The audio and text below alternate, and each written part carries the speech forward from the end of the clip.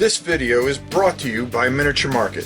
Thousands of board games, miniatures, and paints, discount prices at miniaturemarket.com.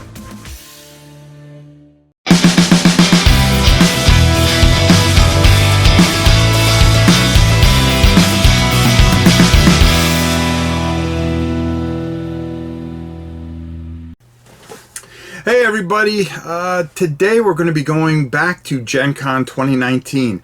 We're going to be taking a look at a really interesting game that has to do with the periodic table, and it's basically called Periodic. We're going to go right in the middle of an explanation of it, and I really want you to take a look at this. I found this game absolutely amazing as Keith Collins and myself were listening to the explanation, and I just thought this was wonderful.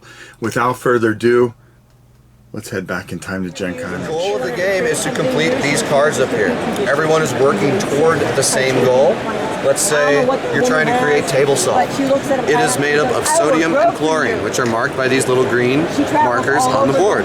You can see that they correspond to the bottom of these cards as well. So here's green, here's blue, here's purple, and here's pink, which are all marked by these little, one reviewer called them fruity pebbles. So I kind of like that. I'm going to go with it. So the idea is to move your Erlenmeyer flask to these elements so you can place a colored cube of your color on it, showing that you have found it.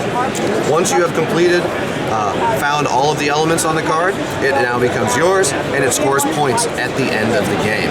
How do you move? The really cool part of the game is how you move. Thank you. That was a perfect question. Look at you. How you move is you utilize these spaces down here, which are periodic trends. This is something, this is how the periodic table is organized. It is organized by these trends. So if I am moving to the right or I am moving down, I am always increasing atomic mass as represented by the direction of the arrow. The opposite is I am decreasing atomic mass if I'm moving up or to the left. So, it is a closed energy economy type of game. So if you have a certain number of players, each player is going to have whatever number depending on the rules in the book. So first player starts with 3, second player starts with 4. So on my turn, I am going to take my energy tokens. I am going to place them on whichever trend I would like to utilize, allowing me to move my flask. So if I were here and I already had chlorine, I might want to make it over here to sodium. So I would spend 1 energy. This is the clever way to do it.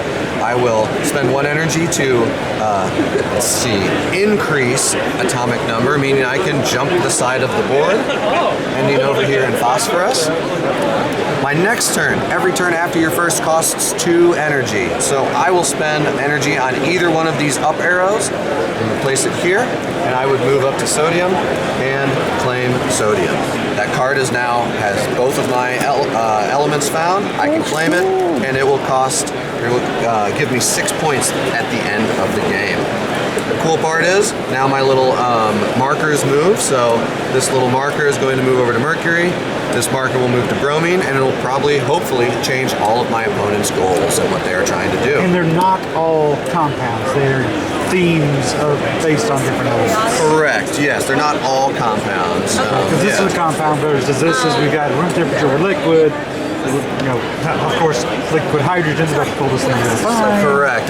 But there are some common things. Bronze is made of copper and tin. We all know metal vapor lasers are made of helium and silver. So we don't. I used to be a chemist. So the other interesting thing on here is if it came up to my turn again, I no longer have any energy. I spent all 3 of my energy that I had.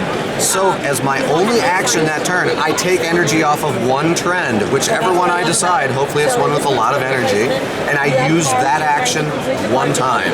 Okay. So there's always a struggle when you're playing the game of, do I take energy right now? Can I make it to these extra elements? And there's one extra scoring way in the game too, and that is related to this track. It's our academic track. It goes all the way up to 28 points. Those are bonus points at the end of the game. This track is directly related to these elemental groups on the outside of the board. The elemental groups are randomly placed at the beginning of the game. Each player starts in a certain elemental group, and if, let's say, I was playing this orange player here, I would end my turn, need to end my turn, completely end, no more actions in this blue area to be able to move my marker up to that. So if for some reason I ended here, I would be able to move my microscope into that, and I would move up this scoring tracker right here. Wow. So there's a lot of like meaty decisions that you make during the game, and it's a great experience. But it's so simple that you can actually introduce it to people in 5 minutes and say, this is how you play the game. Periodic table. And you might learn something at the end of it. A game of elements. Very, very cool.